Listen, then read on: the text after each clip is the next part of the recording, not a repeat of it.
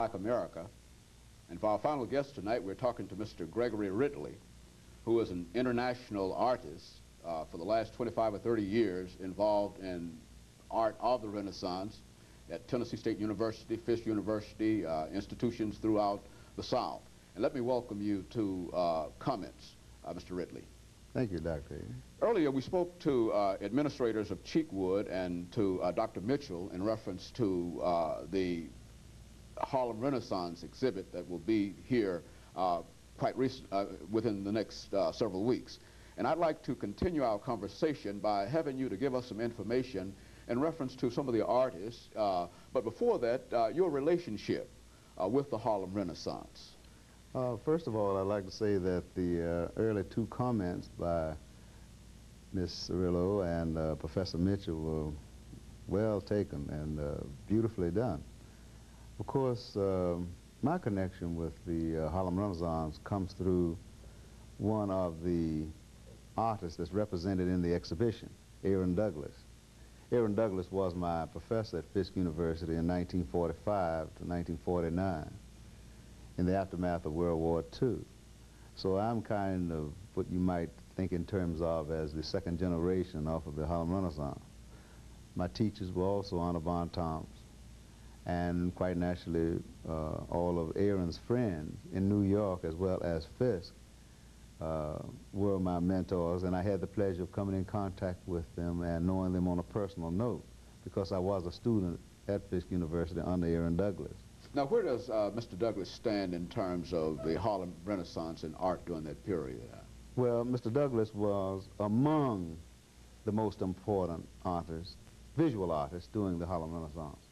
There were others like Palmer Hayden, William H. Johnson, the very eminent Archibald Motley, Meta Warwick Fuller, Augusta Savage, William H. Johnson, and he was visual. He was more visual because he illustrated for the Opportunity magazines that Dr. Mitchell mentioned a few minutes ago.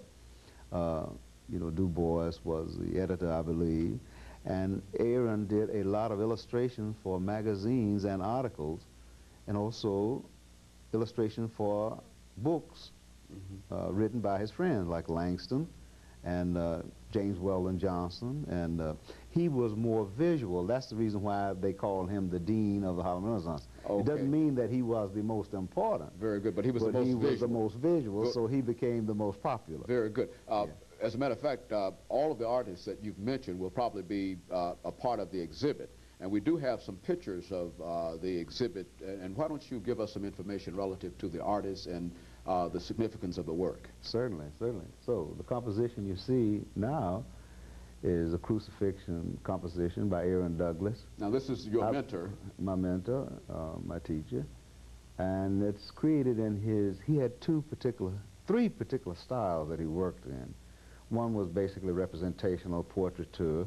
In this case, this is his silhouetted profile, frontal torso concept, sort of influenced by the Egyptian style motif. It's a composition relating to somewhat of the profile frontal torso entity and is owned by William Crosby, Bill Crosby.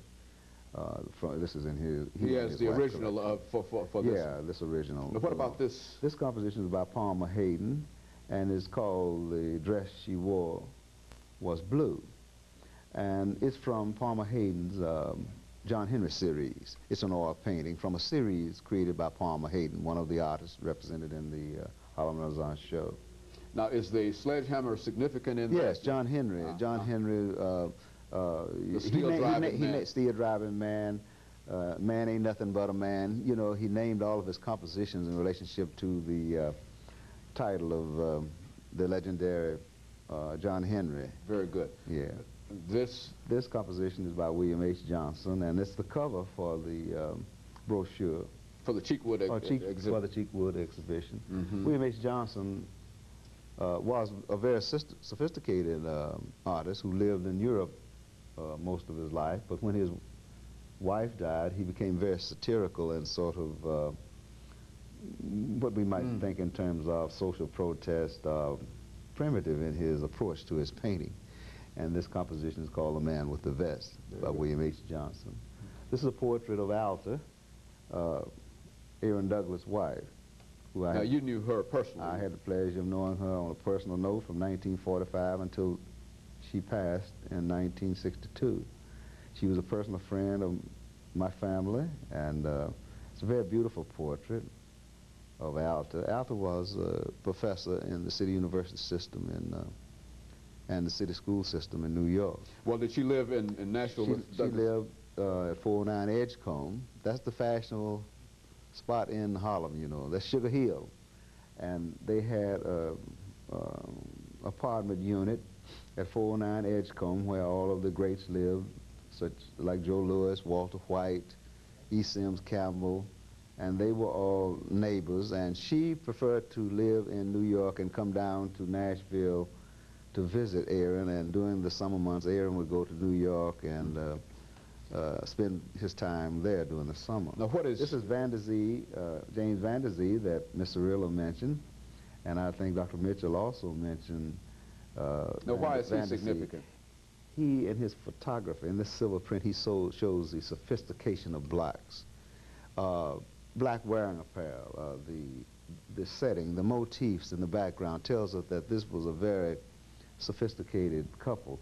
And this composition here, too, 1932 by Van der Zee, shows a couple with their raccoon coats on, the convertible, very fashionable, very elite. And this was the era of the chandelier, candelabra, the Charleston, hot mama age. Very good. We've got a couple of minutes to go. Now, if you had to sort of summarize the artists that are part of this exhibit, what would you say about them in order to encourage more people to come out and see this and become involved in it? Go see it. Go see it. That. Go see it.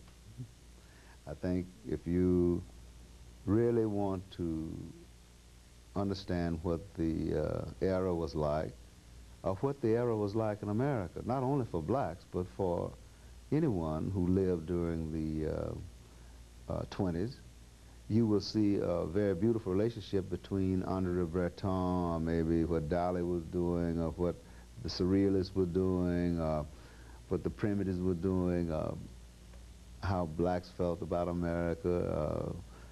Just go see it and you become a part of the history that's there. It's history itself, and of course it's not only limited to black people as part of the Renaissance, but it's also something that reaches out much further. Sure, very certainly good. So. It's part of America. Very good. Let me thank you and the other members of the panel, Mr. Ridley, for coming by and giving us that very, very important information. And let me encourage you to go out to see the Harlem Renaissance exhibit and to become a part of this very, very important experience. And again, let me encourage you to tune in again next week for another informative edition of Comments.